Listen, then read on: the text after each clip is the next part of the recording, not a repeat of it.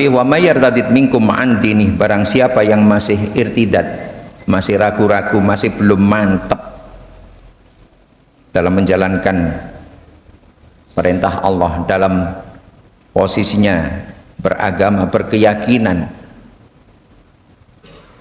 kepada Allah, fayamut wa huwa kafirun, sampai keraguan-raguan ini sampai dibawa pada saat-saat terakhir dia menikmati hidupnya di dunia ini.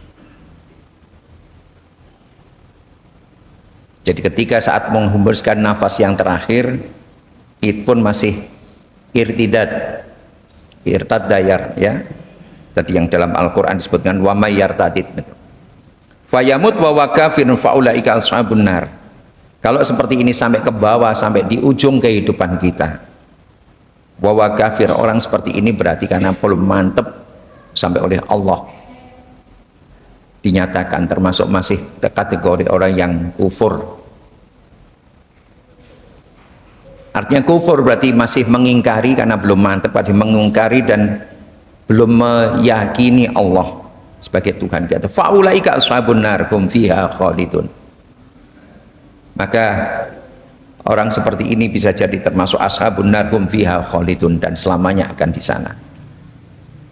Ayat sadatul kiram, ayat ini memang kalau kita rasakan memang teramat sangat berat, ya. Tapi inilah yang sering saya bahasakan, kalau sebagai seorang muslim, totalitas dari keyakinan kita harus yakin dan percaya kepada Allah, itu terus harus kita pupuk, kita upayakan untuk terus kita rawat sebaik-baiknya. Karena dalam hidup kita, saya yakin semua menyadari, bisa jadi akal sehat kita, hati nurani kita yang terdalam mengakui sebagai Allah, tapi itu tadi hampir tidak pernah sedetik pun yang namanya setan itu merasa sudah gagal menggoda kita. Manakala kita dibujuk dengan strategi tertentu dia gagal, tentu setan masih punya 1001 macam cara dan 1001 macam strategi untuk menggoda kita dengan strategi-strategi yang lain. Makanya sampai di dalam kitab Wasiatul Mustafa atau wasiatnya para nabi, wasiatnya nabi, yang salah satunya disampaikan dalam kitab tersebut, dinukilkan dalam kitab tersebut, wasiat nabi kepada salah satu menantunya, yaitu Sayyidina Ali karramallahu wajhah. Junjungan kita Rasulullah Muhammad sallallahu alaihi wasallam pernah menyampaikan satu tausiahnya, satu wasiatnya. Ya Ali, inna awliya Allah Ta'ala lam yanalu sa'ata rahmatillahi wa ridwanihi bi kasratil ibadah, walakin naluha bi sakhawatin nafsi wal istihanati bid dunya. Yang artinya kurang lebih, hai Ali,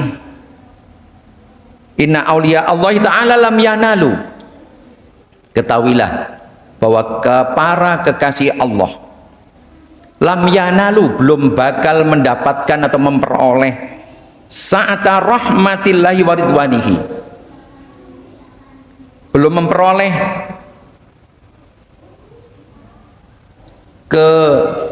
keindahan, belum memperoleh kenikmatan dari rahmat dan keridhaan Allah.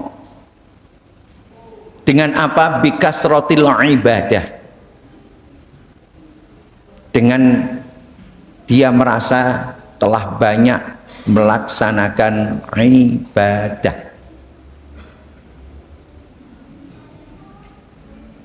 Sekali lagi, Rasulullah pernah mengingatkan pada Ali, inna awliya Allahi lam yanalu sa'ata rahmatillahi wa ridwani bikasratil ibadah. Sesungguhnya para kekasih Allah itu belum memperoleh indahnya rahmat dan keridhaan Allah itu dengan banyaknya beribadah. Walakin nalu habis sakhawatin nafsi wal istihanati bid dunya. Tetapi dia baru memperoleh dan merasakan nikmatnya rahmat dan keridhaan Allah itu dengan apa? Bisa khawatin nafsi, yaitu dengan, kalau bahasa kita, jembaring dodo, kalau bahasa orang Jawa dodone jembar ususe dawa. Kalau menghadapi masalah ora gampang ngamungan.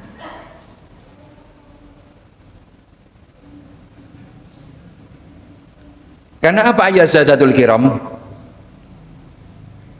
Karena kita tahu ayat Sadatul Kiram, sebagaimana yang sering juga sudah saya singgung, termasuk juga lewat mimbar khutbah ini. Karena kalau ibadah, kalau nggak ngati-hati, sebagaimana tadi yang saya singgung di depan,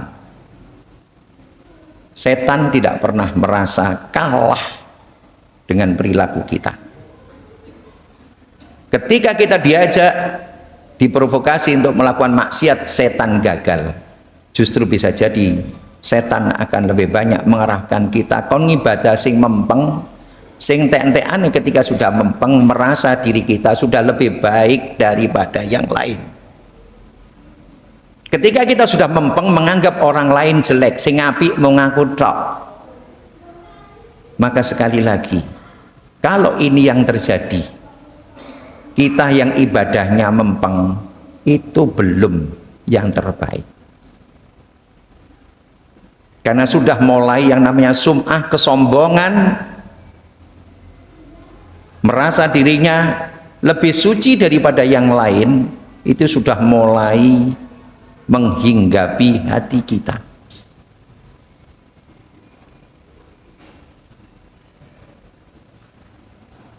Nah, dalam konteks inilah ayat Sadatul Kiram, kalau yang ibadah itu tadi akhirnya kita terjebak dalam jebakan godaan setan seperti ini,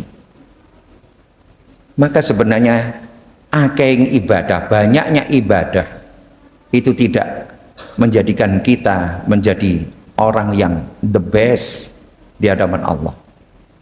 Tapi kalau sakhawatun nafsi wal istihanati bid dunya, tapi kalau jembar itu kalau dada nih, kalau nanti ibadahnya masih ketok mempeng, tapi itu setiap ada masalah mesti semua harus nurut sama dia. Setiap ada kasus kabeh kudu kelakep, kudu pendapat kutok yang paling dibenarkan, karena merasa sudah ibadahnya paling apik. Sekali lagi, kita sudah menjelma menjadi Tuhan, yang dalam bahasa Al-Quran sering disebut sebagai Taghut. Sekali lagi, manusia itu, manakala kita mau jujur mengevaluasi perjalanan kita dari lahir sampai hari ini, silakan ditanyakan pada diri masing-masing, sopo sing ratuwe salah. Maka sekali lagi, dalam konteks inilah ahli diingatkan, dan ini tentu walaupun nasihat Rasulullah itu kepada menantunya yang dinikahkan dengan salah satu putrinya yang paling beliau sayangi, yaitu Siti Fatimah. Akhirnya ahli pun tetap diingatkan bahwa sakhawatun nafsi, bahwa jiwanya harus lembut, harus santun menghadapi masalah. Karena apa? Kalau berbicara masalah hukum itu yang ada dampaknya bagi orang lain, tapi kalau yang sakhawah, yang namanya orang santun, kadang-kadang ketika pada persoalan-persoalan yang ini adalah arahnya juga membangun sistem kehidupan yang lebih islami, makanya terus akhirnya muncul akhir-akhir ini bahwa ajaran Islam itu adalah ajaran yang rahmatan lil alamin.